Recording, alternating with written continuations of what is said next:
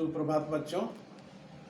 आज एक बार फिर 9वीं कक्षा के लिए एक पद्य भाग लेकर के आए हैं, रसखान के सवैये। रसखान का सवैया पढ़ने से पहले हम जानेंगे रसखान कवि का परिचय। तो हम लोग जानते हैं कि उनका जन्म 1548 ईस्वी में 1548 ईस्वी में इनका जन्म हुआ था। तो 1548 ईस्वी भक्ति काल माना जाता है।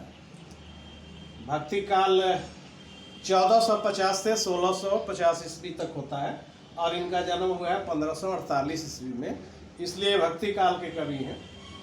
इनका मूल नाम सैयद इब्राहिम था, बाद में चलकर इनका नाम रसखान हो गया। कहा जाता है कि ये रस के खान हैं, जो काव्य रस होता है उसके खान माने जाते हैं, उसके प्रणेता माने जाते हैं, इसीलिए इन्हें रसखान भी कहा जाता है। इनके जन्म के संबंध में बहुत सारी भ्रांतियां हैं। कुछ लोग तो इनका जन्म अरब बताते हैं, लेकिन जो अधिकतर प्रचलित है वो है इनका जन्म स्थान दिल्ली के पास में पिरानी गांव है, जो कि हरदोई जिला में पड़ता है उत्तर प्रदेश में। वहीं पर इनका जन्म हुआ और इनके आराध्य देव हैं श्री कृष्ण, यानी इन्होंने श्री कृष्ण की भक्ति की। और इनके गुरु का नाम विठलनाथ। कई रचनाएं हैं इनकी, सुजान रसखान, प्रेम वाटिका और सुजान रसखान और प्रेम वाटिका, ये दो रचनाएं इनकी बहुत प्रमुख हैं। तो इन्हीं रचनाओं से संबंधित ये सवैया है। रचना संग्रह जो है इनका रसखान रचनावली है। रसखान रचनावली में इनकी सारी रचनाओं को संग्रहित किया गया है।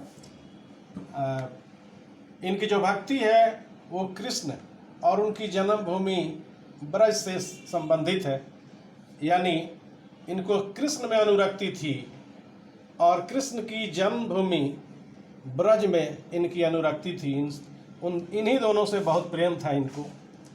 इनके काव्य में कृष्ण की रूप माधुरी, ब्रज की महिमा, राधा कृष्ण लीलाओं का वर्णन आदि मुख्यतया मिलता है। भाषा प्रेम, तो भाषा प्रेम के संबंध में कहें तो ब्रज भाषा इनकी मुख्य भाषा रही है, जो कविताएं इन्होंने की हैं। लेकिन यहाँ इन्होंने सवैया लिखा है। इनकी मृत्यु 1628 ईस्वी में होती है।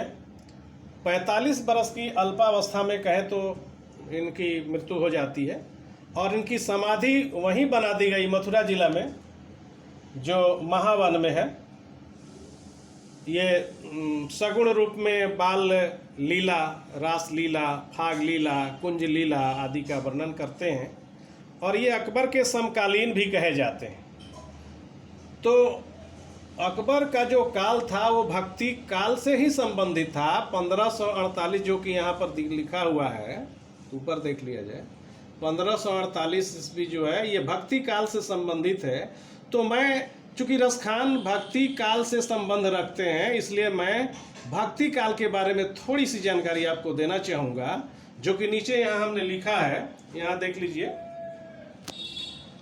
काल का विभाजन, हिंदी का जो काल विभाजन हुआ उसके अनुसार आचार्य रामचंद्र शुक्ल ने हिंदी को 4 कालों में बांटा, काल विभाजन किया। आदिकाल, भक्ति काल, रीति काल और आधुनिक काल। आदिकाल जो आरंभ होता है वो 1050 से 1450 ईस्वी तक।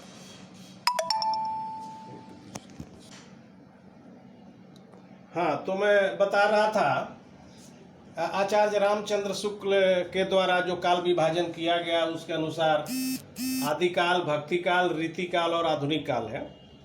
आदिकाल को माना गया 1050 ईस्वी से लेकर 1450 ईस्वी, यानी 1050 से 1450 ईस्वी तक का काल आदिकाल कहलाता है।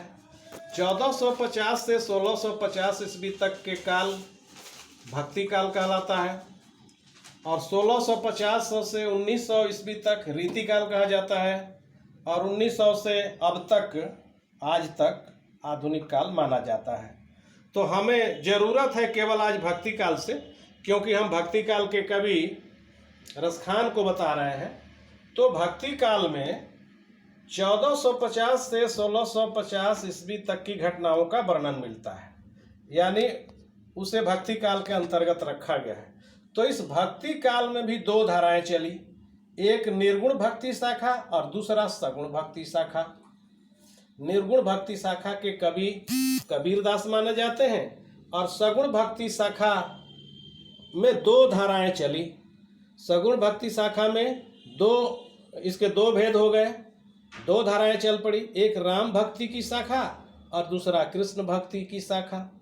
राम भक्ति शाखा में प्रमुख कवि तुलसीदास कहलाए और कृष्ण भक्ति शाखा में सूरदास, रसखान आदि बहुत सारे कवि हैं, लेकिन सूरदास प्रमुख हैं और रसखान भी, जो कि यहाँ पर सवैया के माध्यम से श्री कृष्ण की आराधना की है इन्होंने।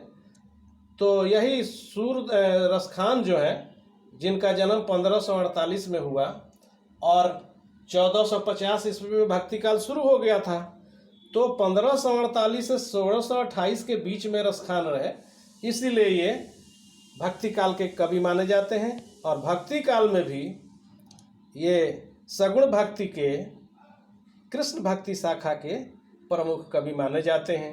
तो इसी भक्ति काल के कवि रसखान के बारे में हमने यहाँ सारी बातें बताई हैं। और अब हम चलेंगे जो इस पाठ का मूल तत्व है, यानी कविता की पंक्तियों पर चलेंगे। इसमें दो सवाइयों को हमने रखा है आज के लिए, पहला और यहाँ दूसरा है। तो हम शुरू करेंगे अब पहला सवैया और देखते हैं कि इसमें क्या है। अभी के लिए धन्यवाद।